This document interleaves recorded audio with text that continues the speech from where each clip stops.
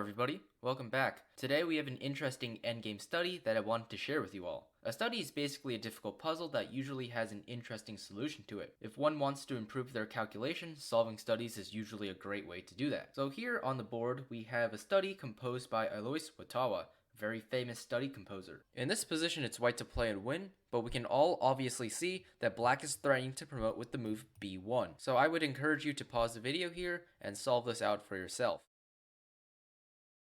So the winning move is king to g7.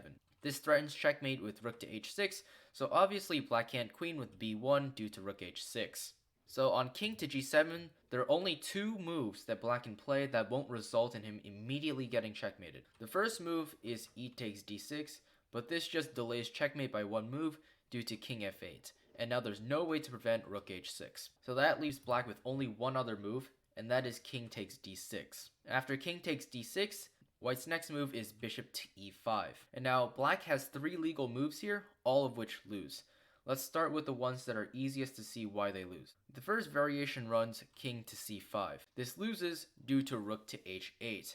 And now after b1 queen, there is rook c8. The king must go on the b file now, and rook to b8. This move skewers the king and the queen, and will win the queen next move. The same thing happens on king to c6. On king c6, there's rook to h8.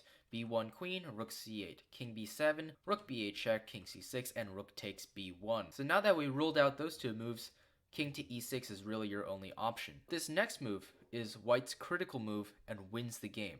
And that winning move is the slightly shocking bishop to d6. And now once again, white is threatening checkmate with rook to h6, so you can't queen due to rook h6. So therefore, black has to capture the bishop on d6. If he tries king takes d6, this is losing due to rook d5, king c6, and rook to d1. And now white is protecting b1, the promotion square, and will easily win the game. So king takes d6 doesn't work, so black must play e takes d6. But the problem is rook to h8. And once again, white's threatening checkmate with rook to e8. So black must solve this problem by playing king to e7, but then rook to b8. And now white is covering the b1 square and will easily win the game. I hope you found today's study interesting, and as always, thanks for watching, and I'll catch you all next time. Goodbye!